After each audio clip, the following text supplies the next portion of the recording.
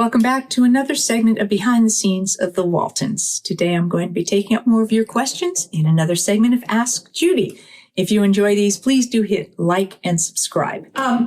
You're going to have to put up with this woodpecker who is doing a number on my chimney that is right above my office here. So if you overhear that kind of knocking going on in one of these segments, it is our resident woodpecker. So moving on. This question is from Guy Fawkes, who said, read the boxes in the background. And that was the yearning episode, and where Elizabeth is leaving cookies for Andy in the shed.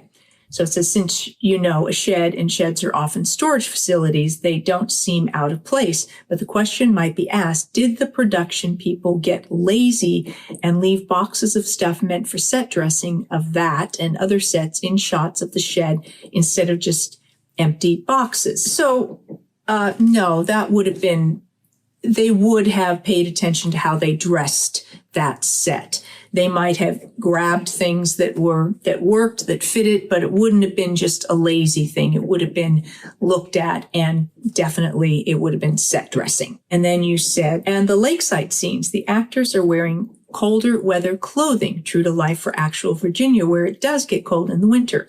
I once asked a question about rainy days and how that affected the shooting schedule. My question now is, obviously, in episodes that were supposed to be set around Christmas time, you'd need to be shown wearing heavier clothing. But did you ever have to do late season location shots in like January or February, where it was going to be chilly for Los Angeles, i.e. around 55 to 60 degrees daytime high? And if the script didn't specify the time of year, y'all would hit wardrobe and get a coat and even maybe just have one to wear between takes. So we shot winter scenes in the summer and late summer. We shot summer stuff more in the fall. So we had our own, outerwear that we could throw on between scenes, or if we were wearing heavy coats and we were shooting, winter stuff in the summer, then we'd peel as many layers as we could. Southern California in the summer on the back lot of the studio, with the lights on and everything, could be incredibly hot. So I remember, having cups of ice and, like chewing on ice pieces and chips and stuff like that. Or, you put a cold cloth on the back of your neck, things like that, to try and just, keep you cool. You just kind of had to deal with it. And then in the winter, you peeled off your heavier, you put your heavy coat on to stay warm between shots, and then you peel it off and do the shot and then go back and, put it back on. So it was just all that kind of stuff. And so we got overly hot in the summer and a little chilly in the winter, and welcome to show business. Ain't acting a glamorous job? I mean, the crew can stay bundled up all the time, or they can just peel down to shorts and, and light T-shirts and things like that. But actors, we got to wear the wardrobe. Plus, then you've got your makeup on, which you're trying not to have sweating off of you. And so, definitely some challenges there. This question is from Marilyn B., who said, hi, Judy, just chiming in to say hello and watch the Waltons every night. Thank you. The band Jason joins in episode 14, season 3, who plays the banjo. I took a look, and I believe you're referring to the episode The Book, which was season 3, episode 10. And that was Larry McNeely, who was an American 5-string banjo player known for his collaboration with Glenn Campbell. This question is from Eric Brian Pass, who said, the Easter Story is my favorite episode. Oh, it's one of my favorites, too. I've watched it many times. I've noticed that in the opening scene, when Olivia walks over to John to ask him to go to church with her, Jim Bob is in the rocker next to her. When she walks away, he's not there. Why would he no longer be there?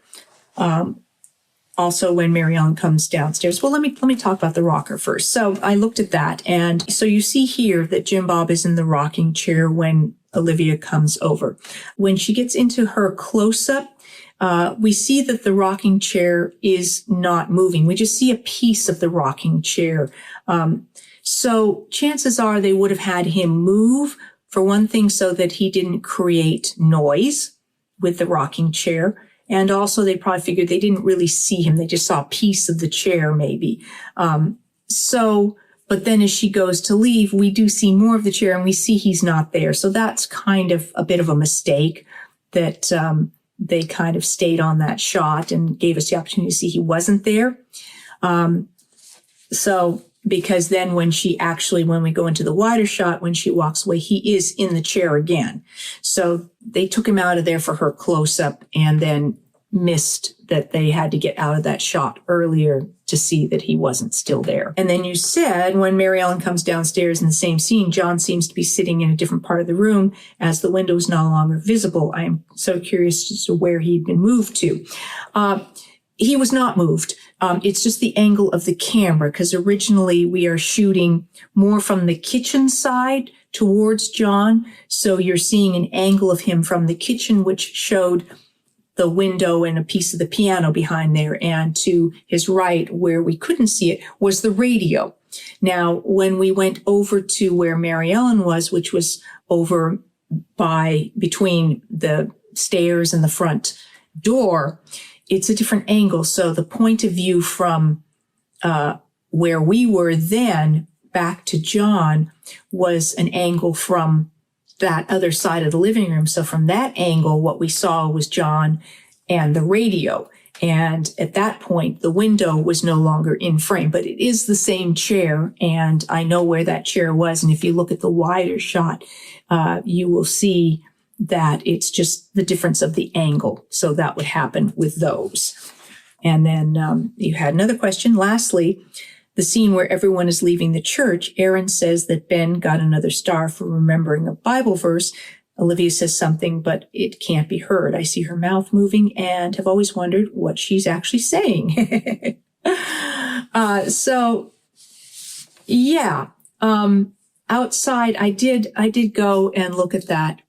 And yes, she does move her lips. So my sense on that is that there was nothing scripted there, that she may have just responded to Aaron with something that moved her mouth, but wasn't an actual line. So because it was Aaron's line, Aaron likely had a body mic on to pick up her dialogue because we were outside and they, possibly couldn't get the overhead or the boom mic or something close enough to her to really get good sound. But they probably did not have a microphone on Michael because she wasn't actually saying anything at that point.